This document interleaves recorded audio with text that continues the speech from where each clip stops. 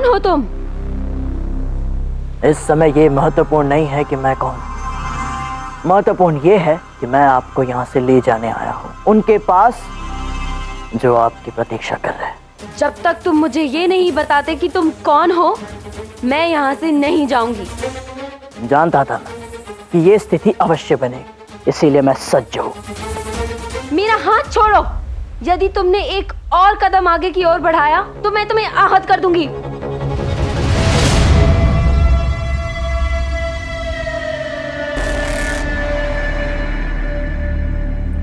देखो, जो मैं कह रही हूँ वो मैं कर दूंगी।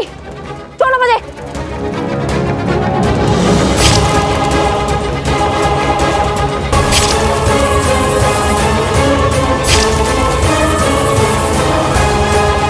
रुक जाओ, अन्यथा तुम्हारी श्वास रुक जाएगी। जितने बार करना है कीजिए। ये पहली बार नहीं हुआ है जब किसी ने मेरी हत्या करने का प्रयास किया हो। हर बार मृत्यु को मात देकर आज भी जीवित खड़ा हूं मैं। मैंने बहुत सुना है कि चुनौतियां तुम्हें उत्साहित करती है। यदि ये दिखावा नहीं और सत्य है तो तुम्हें मेरे लिए वो पुष्प लेकर आना ही होगा। मैं वो पुष्प लेकर आऊंगा।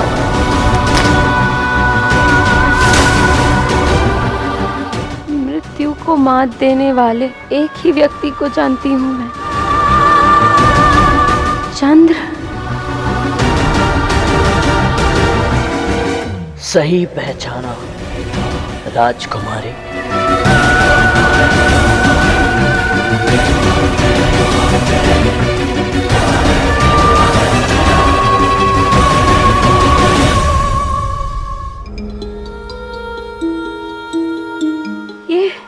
ये तुम हो? मुझे विश्वास नहीं हो रहा है। ये मैंने क्या कर दिया?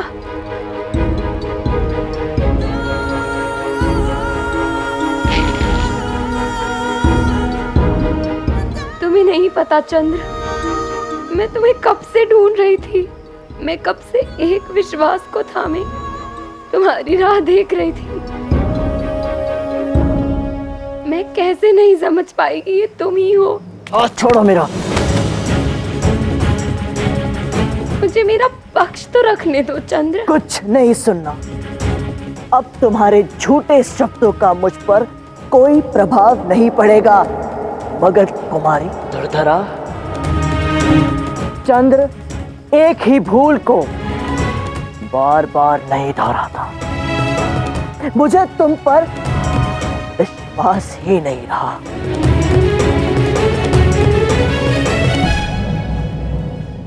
यदि तुम्हें मुझ पर विश्वास नहीं तो तुम यहाँ क्यों आए हो? क्योंकि कोई है जिन पर विश्वास है मेरा, और उनके आदेश पर मैं यहाँ आया हूँ तुम्हें उनके पास ले जाने।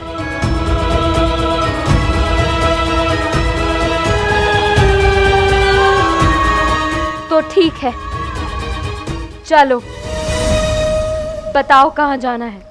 राजकुमारी दुर्धरा, मेरा स्वभाव है कि मैं कभी किसी पर इतनी सरलता से विश्वास नहीं करता, किंतु मैं आप पर विश्वास कर रहा हूं। चंद्रगुप्त वैसे तो सदैव सब पर विश्वास कर लेता है, परंतु आप पर विश्वास नहीं कर पा रहा। कदाचित कर लेगा। मैं आपसे एक प्रश्न पूछूंगा और आपका उत्तर यह निर्धारित करेगा कि आप हमारे विश्वास की योग्य होंगी या नहीं। तो बताइए राजकुमारी दुर्धरा, क्या आप अपने महाबली परंतु नृशंस भाई के विरुद्ध हमारी इस क्रांति में हमारे साथ जुड़ेंगी? क्या आप अपने भाई के विरुद्ध जाएंगी?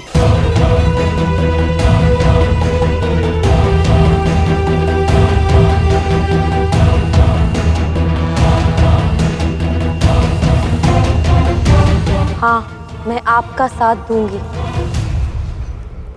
नहीं आचार्य, हम इस पर विश्वास नहीं कर सकते। इसने हमारे साथ पहले भी विश्वासघात किया है। यह समय ही बताएगा चंद्रगुप्त के ये विश्वास के पात्र बनने योग्य हैं या नहीं। परंतु इस समय जो बात तुम्हारे लिए समझना अत्यावश्यक है वो ये कि हमारी अगली योजना के केवल दो ही मुख्य पात्र हैं, एक तुम और दूसरी राजकुमारी दुर्धरा। तुम दोनों को मिलकर इस योजना पे साथ कार्य करना होगा। मैं आपको विश्वास दिलाती हूँ आचार्य, मैं अपने वचन पर अटल रहूंगी। मुझे आभास हो गया कि मैं बहुत दिनों तक एक दुष्ट और पापी व्यक्ति का साथ देती रही, किंतु अब मैं अच्छे लोगों का साथ देना चाहती हूँ। और उसके लिए मुझे सबसे पहले अपने भाई की अनंत शक्ति को कम करना होगा। बल्कि मैंने तो उसका आरंभ भी कर दिया है। कैसे? मैंने धनानंद से कह दिया है कि जिस व्यक्ति ने उन पर वार किया था वो कोई और नहीं, चंद्रगुप्त था। ठीक ऐसी ही प्रतिक्रिया थी उनकी भी, जैसे इस समय आप सबकी है। मैंने धनानंद से कह दिया है कि चंद्रगुप्त की सोच ही है जो आज यहाँ तक्षशिला तक आ पहुंची है। उसकी सोच से ही राज्य में कई क्रांतिकारियों को जन्म दिया है। इसलिए चंद्रगुप्त को मृत समझने की भूल मत कीजिए। उसकी सोच जीवित है। क्रांति की अग्नि में, लोगों के मन में वो जीवित है। सुन रहे हो चंद? अब इसकी विश्वसनीयता के लिए तुमको और क्या प्रमाण चाहिए? बदल गई है ये। राजकुमारी, मेरे प्रिय राजकुमार, मैं आपके लिए कुछ विशेष लाने गई थी, किंतु मैं इस स्थान से भली भांति परिचित नहीं हूँ ना, इसलिए मैं भटक गई थी। और देखिए कैसे ये आपका सैनिक चमत्कार की भांति आया मेरे पास मेरी सहायता करने और मुझे पुनः आपके पास लेकर आ गया। आर्य, तुमने आज तक मेरी सेवा में कोई कमी नहीं छोड़ी है और तुम हमेशा सज्ज रहते हो मेरे अपनों की रक्षा के लिए।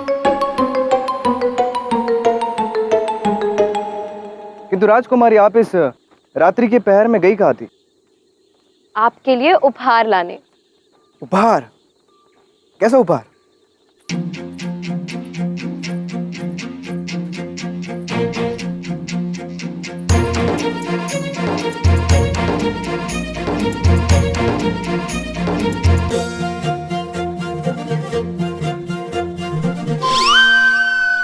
कद्दू?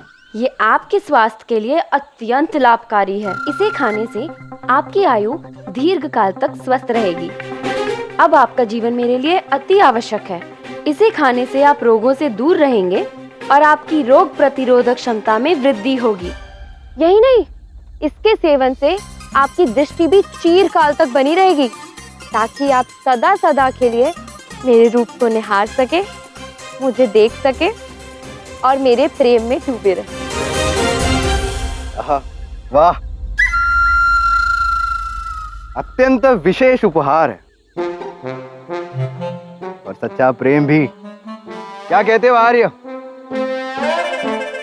जी राजकुमार, यही सच्चा प्रेम है।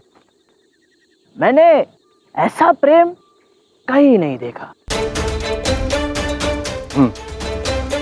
राजकुमारी, यदि ये कद्दू आप स्वयं अपने हाथों से मेरे लिए बनाएंगी तो मुझे बड़ी प्रसन्नता होगी। अवश्य मेरे राजकुमार, किंतु पहले मुझे अपने भाई से मिलना है। अवश्य, किंतु स्मरण रहे मैं आपकी प्रतीक्षा कर रहा हूँ और मेरे पास धैर्य थोड़ा कम है, तो शीघ्र लौटिएगा। जी। आह,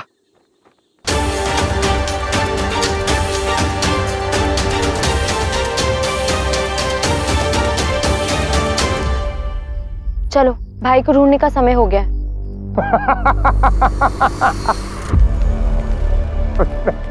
उसने वास्तव में आपको ऐसा कहा और उसके पश्चात वो कुछ कहने के लिए जीवित ही नहीं रहा।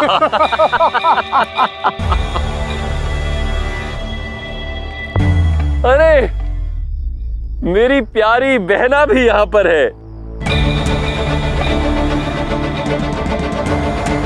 प्रतीत होता है आज आपने कुछ अधिक ही मदिरा पान कर ली है। हाँ बहना, तुम्हारे और अंबी कुमार के विवाह की प्रसन्नता में हमने पी ली है। और देखो, हमारे समधी ने आज मुझे ऐसा उपहार दिया है जो आज से पहले कभी किसी ने नहीं दिया। कैसा उपहार? अपनी ये कौतूहलता बनाए रखो बहना, और एक क्षण का विलंब किए बिना मेरे साथ चलो। मुझे तुम्हें कुछ दिखाना है। आओ। आर्य, साहसी और पराक्रमी आर्य, तुम भी चलो मेरे साथ। नहीं सम्राट, मैं यहीं ठीक हूँ। अनेक, इतना दुस्साहस तुम्हारा! हमारे होने वाली समधी जी को तुम ना कर रहे हो। भारत के सर्वश्रेष्ठ सम्राट को तुम ना कहने का दुस्साहस कर रहे हो। तुम्हारा इतना दुस्साहस! नहीं महाराज, बात यह है कि और चलो, प्रस्थान करो।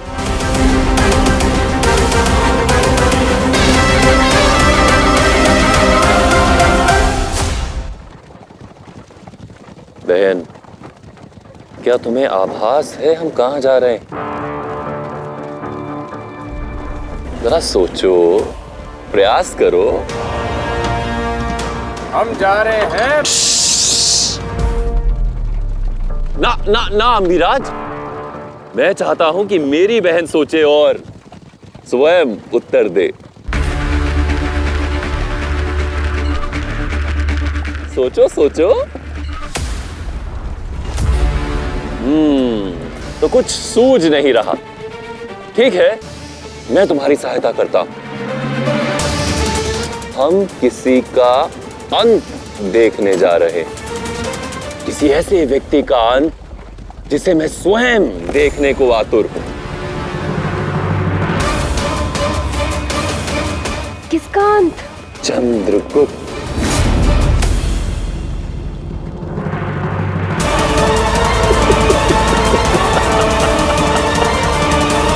उसका अंत तो हो चुका है ना, हवा महल में जलकर। मुझे भी ऐसा ही लगा था, किंतु वो मरा नहीं, जीवित था। वो तिलचट्टा अग्नि में भस्म नहीं हुआ था बहना। केवल कुछ दिनों के लिए जीवित था वो। अभी मैं तुम सबको लेके जा रहा हूँ उसके अंतिम पड़ाव में, जहाँ उसका अंत हुआ था। यदि धनानंद को ये ज्ञात हो गया कि मैं और आचार्य जीवित हैं, तो हमारी सारी योजना संकट में आ जाएगी।